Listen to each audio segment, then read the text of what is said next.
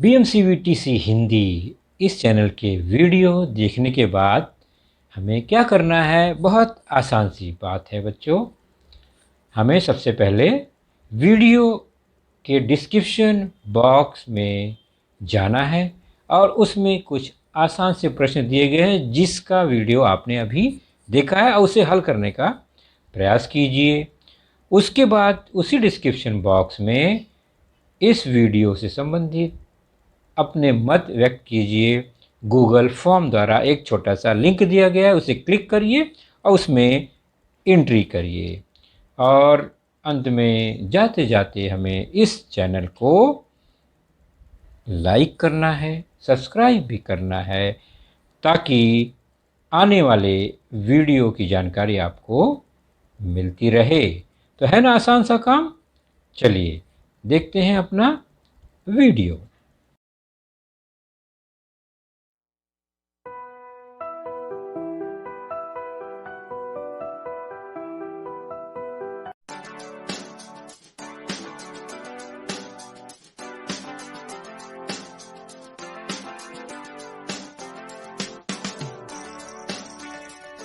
Hello बच्चों, आप सभी का इस वर्चुअल क्लासरूम में स्वागत है।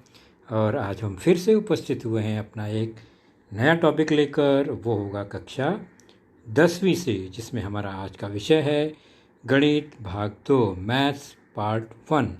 इसके अंतर्गत हमारा आज का जो चैप्टर है वह है chapter number 3 arithmetic progression part 2 अंकगणितीय श्रृंखला भाग 2। और मैं हूं आपका वर्चुअल मार्गदर्शक Ajay Kumar Maurya, MCGM virtual classroom Dadar से। चलिए शुरू करते हैं अपना टॉपिक। और इसके पहले बच्चों हम लोगों ने अंकगणितीय श्रृंखला को देखा। श्रृंखला क्या है? तो विशिष्ट क्रम में संख्याओं का आयोजन, जिनमें क्रमिक संख्याओं के बीच का अंतर सामान्य होता है। और हमने ये भी जाना कि अगर श्रृंखला है तो उसका पहला पद a मानेंगे तो T1 यानी टर्म फर्स्ट पहला टर्म a हो गया, और सामान्य अंतर को d मानेंगे तो क्रमिक दो पदों का अंतर d ही आएगा। या यूँ कहें कि पहला पद में d जोड़ दें तो दूसरा पद मिल जाएगा। उसी प्रकार दूसरे पद में d जोड़ दें तो तीसरा पद मिल जाएगा। या तीसरे पद में फिर d जोड़ दें तो चौथा पद मिल जाएगा। इस प्रकार अगर चौथा पद ज्ञात करना है तो a में 3d जोड़ेंगे। अगर आप देखेंगे तो d बढ़ता जाता है, a वैसे ही है।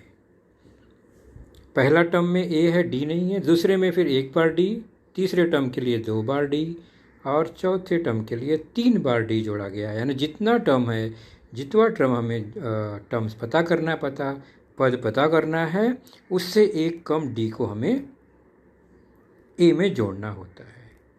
तो पांचवा है तो 4d, ये हमने पिछली बार देखा था। तो t पे जितना क्रमांक है उससे एक कम d होगा। T3 है तो 2d होगा, T4 है तो 3d होगा, और T5 है तो 4d होगा। तो जितना t है उससे एक कम d गुना a में जोड़ते हैं, पहले पद में जोड़ते हैं, तो वह अगला पद हमें मिल जाता है। तो अगर Tn ज्ञात करना है तो n से एक कम d में गुणा होगा, यानी a धन n-1 into d, n-1 n ऋण 1 गुणे d। इस तरह से nवां पद हमें मिल जाएगा, nth टर्म मिल जाएगा। तो हमने देखा कि T2 तो a प्लस d से दूसरा पद मिलता है, और T3 मतलब a प्लस 2d से मिलता है, और जितना t के साथ n है उससे एक कम d के साथ होता है, ये भी हमने देखा।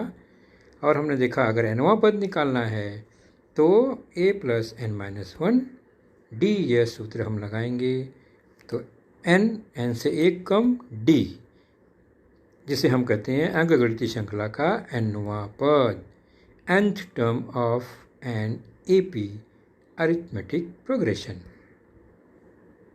उसे हम Tn से दर्शाएंगे हमेशा। तो Tn का अर्थ हुआ nवां पद, nth टर्म।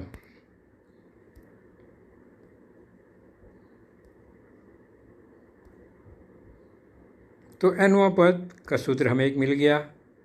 अगर हमें इसी प्रकार 100वां निकालना है, 100वां पद, तो तुरंत सूत्र में कैसे लगाएंगे?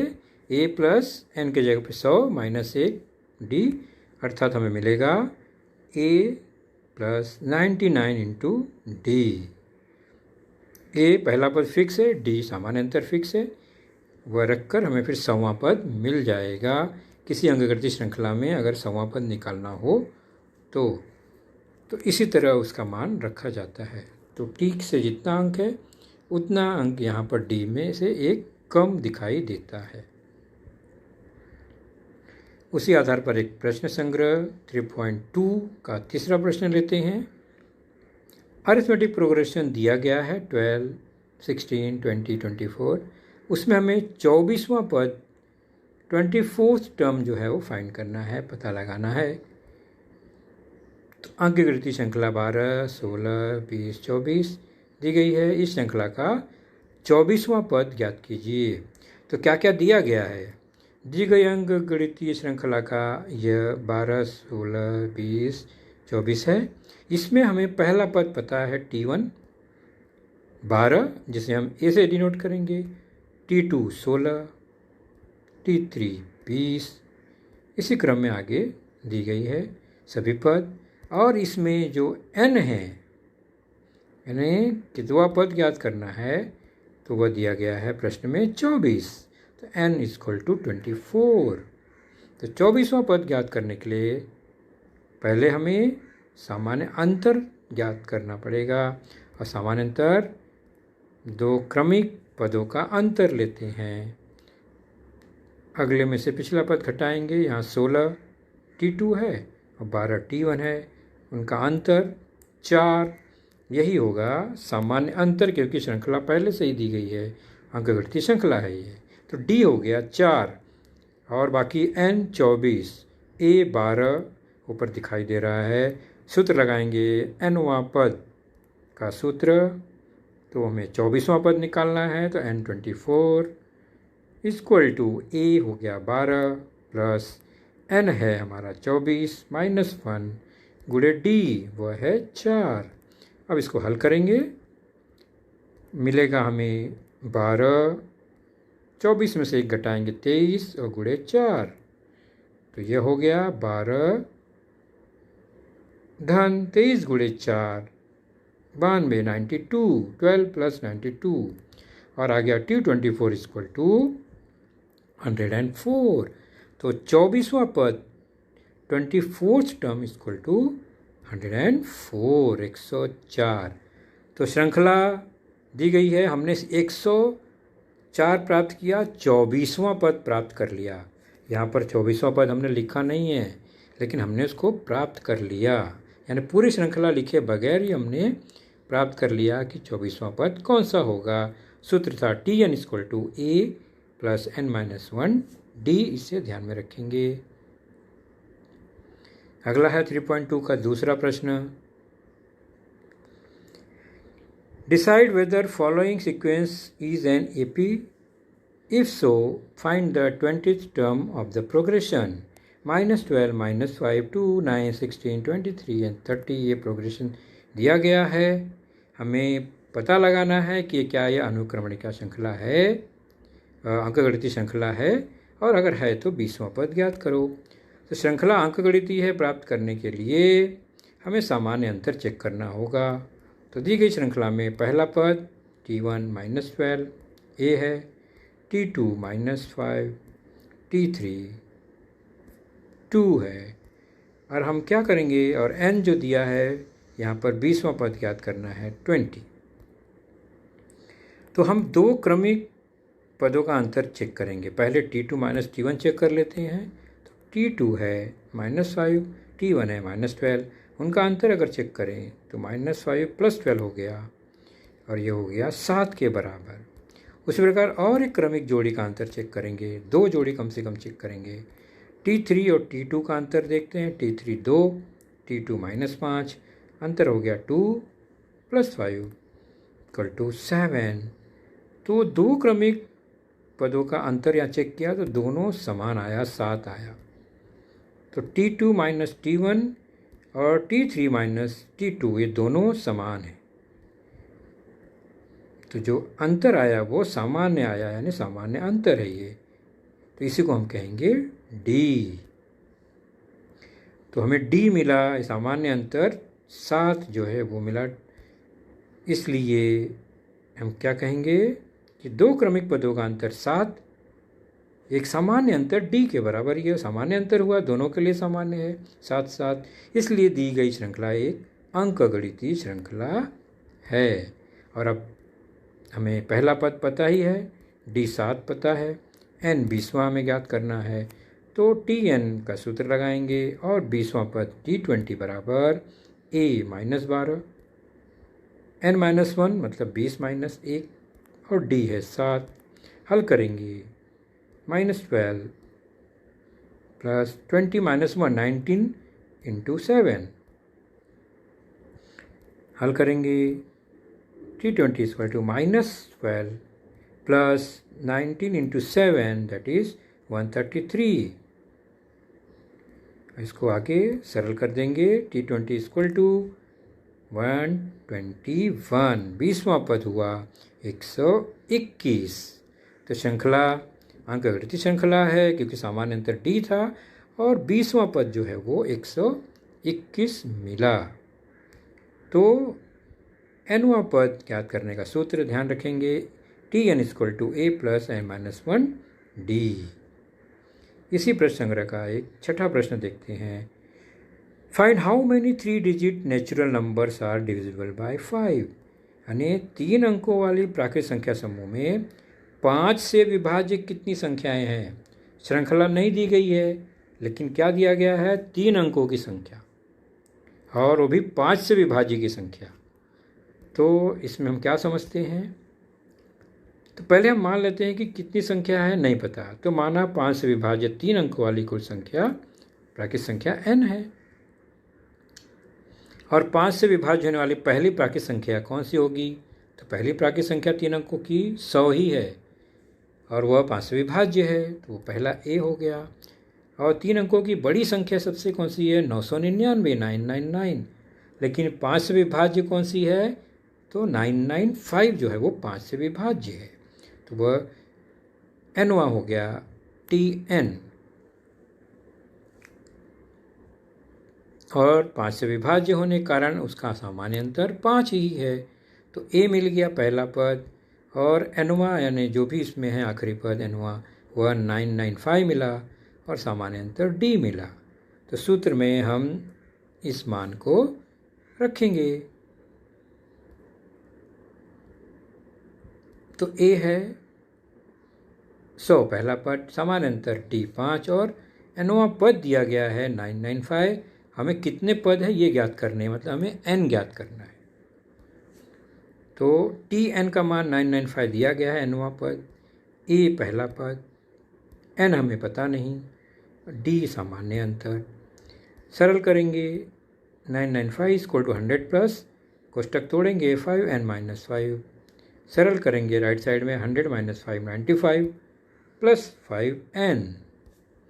और सरल करेंगे पक्षांतर से, तो 995 - 95 = 5n। उसको एडजस्ट करेंगे तो हो जाएगा 900, 995 - 95 = 900। तो 5n = 900, therefore n = 900/5, 900/5।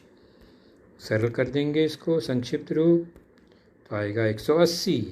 n = 180, मतलब 5 से विभाजित 3 अंकों की कुल संख्या कितनी है, 180।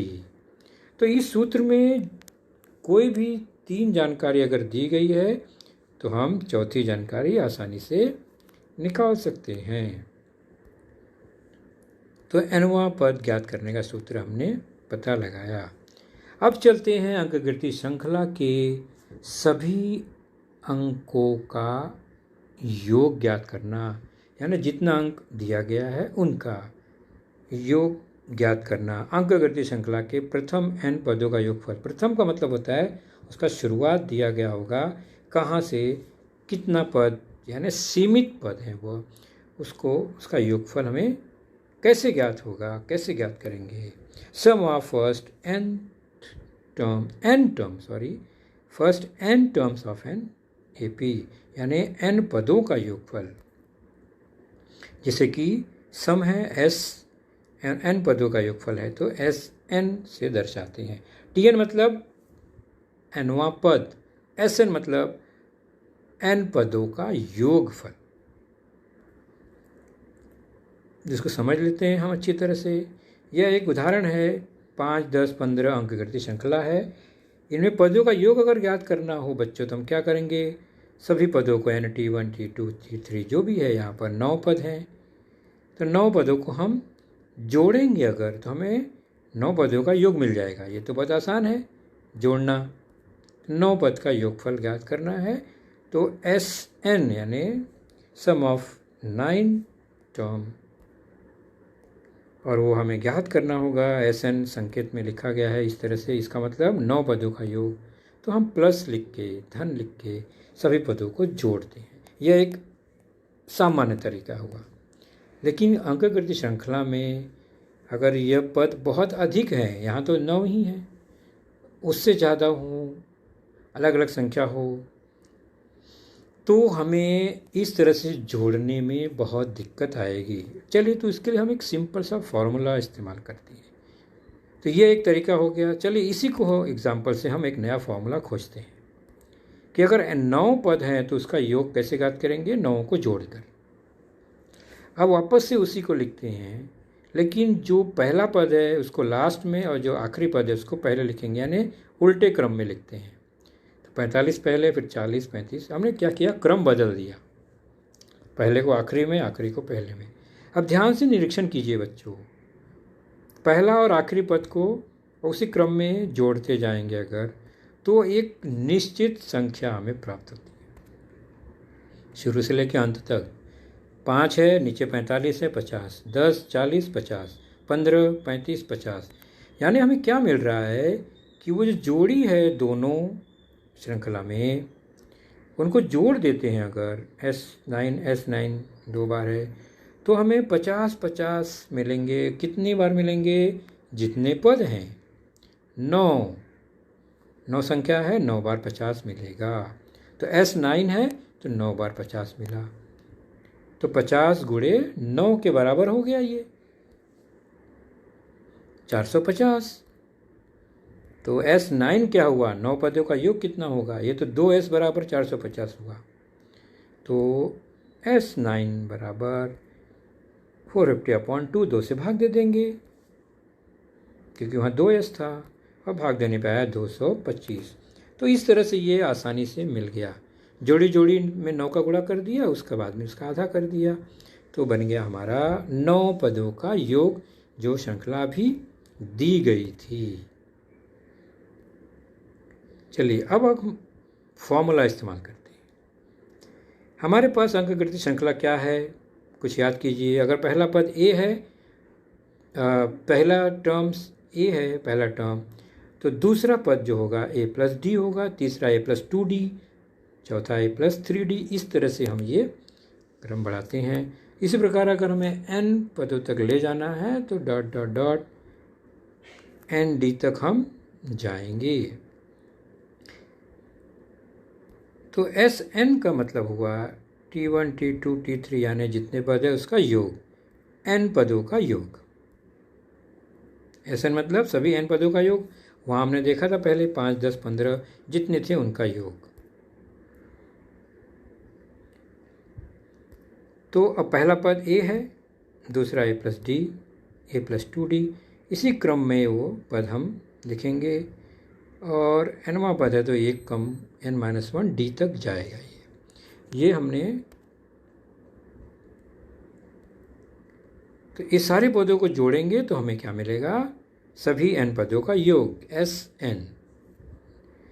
तो लेकिन हमने क्या किया था, इसी पद को उल्टा लिखा, आखिरी को पहले, पहले को आखिर में लिखा। अब क्या होगा, तो अब फिर से वही होगा कि जोड़ी जो है वो मिलेगी फिक्स, पहले और आखिरी यानी दोनों को अगर जोड़ते हैं तो a और a प्लस n-1 d को जोड़ेंगे तो क्या मिलेगा, 2a हो जाएगा। सभी पदों को इस क्रम में जोड़ेंगे तो हमें मिलेगा a प्लस n-1 d, ऊपर नीचे के लाल अक्षर में लिखे गए हैं। कितने बार ऐसे आएंगे, n बार। कितने बार, n बार आएंगे। तो 2Sn बराबर a plus n-1 d n बार हुआ, इसका मतलब गुणे n हो गया। और फिर Sn यानी सभी n पदों का योग ज्ञात करना है, तो 2a प्लस n-1 d बटे 2 गुणे n हो गया। इसको सरल रूप दे देंगे तो n बटे 2 एक तरफ, और 2a प्लस n-1 d, यानी हमें पहला पद, सामान्य अंतर और कुल पदों की संख्या पता है, तो हम सभी पदों का योग ज्ञात कर सकते हैं। पद में कितने अंक गणित श्रृंखला में चाहे कितने भी पद क्यों ना हो, चाहे हजारों पद क्यों ना हो, हम इस तरह से उनका योग ज्ञात कर सकते हैं बिना प्रत्यक्ष जोड़े।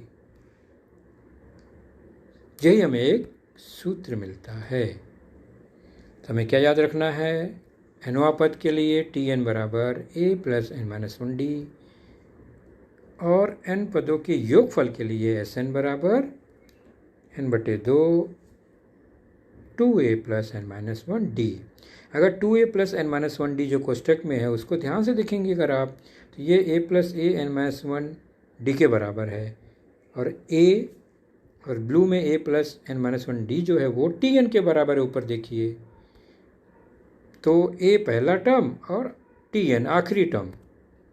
तो हम Sn को इस तरह भी ज्ञात कर सकते हैं, आवश्यकता होने पर Sn बराबर n बटे 2 गुणे पहला पद धन आखिरी पद। अगर पहला और आखिरी पद पता है तो हम उनके बीच के सभी पदों का योगफल ज्ञात कर पाएंगे, अगर वो अंकगणित श्रृंखला में है तो। चलिए प्रश्न हल कर लेते हैं। First term and common difference of an AP are 6 and 3 respectively. Find S27. तो फर्स्ट टर्म दिया गया है A और कॉमन डिफरेंस D 3, हमें S27 ज्ञात करना है। किसी अंकगणितीय श्रृंखला का प्रथम पद 6 तथा सामान्य अंतर 3 हो तो S27 ज्ञात कीजिए। तो दी गई जानकारी में पहला पद T1 A जो कि वह 6 है और D 3 है, S27 ज्ञात करना है।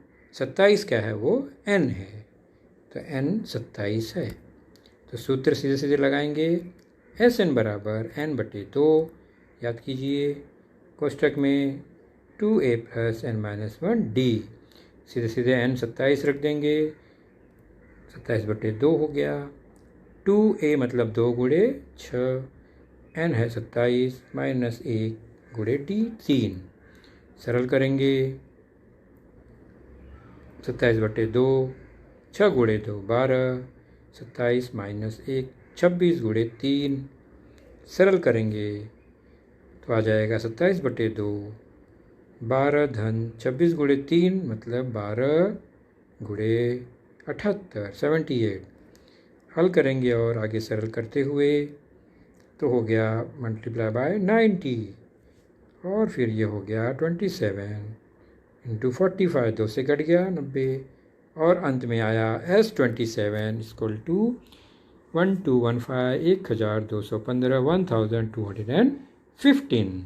ये हो गया 27 पदों का योग उस श्रृंखला का जिसका पहला पद 6 है, सामान्य अंतर 3 है। तो बच्चों आज का हमारा लेसन यहीं तक रहेगा। तो बच्चों आपने देखा आज का लेसन, उसके प्रमुख मुद्दों को ध्यान से बार बार दोबारा देखकर समझने का प्रयास कीजिए, क्योंकि एक बार देखने पर किसी को भी वो पूरा मुद्दा समझ में नहीं आता। तो जैसे ही हम 2 बार 3 बार देखेंगे तो हमें वह समझ में आने लगेगा। और इसके आगे की जानकारी जो होगी बच्चों, वह निश्चित ही हमारे अगले वीडियो में होगी। तो उस वीडियो को देखने के लिए, उसकी सूचना प्राप्त करने के लिए जो नीचे सब्सक्राइब का बटन होता है उसे ज़रूर प्रेस कीजिए और नोटिफिकेशन ऑन रखिए, ताकि जैसे ही हमारा लेसन चैनल पर डाला जाएगा आपको वह तुरंत प्राप्त होगा। तो अपना ख्याल रखिए, सुरक्षित रहिए। Thank you.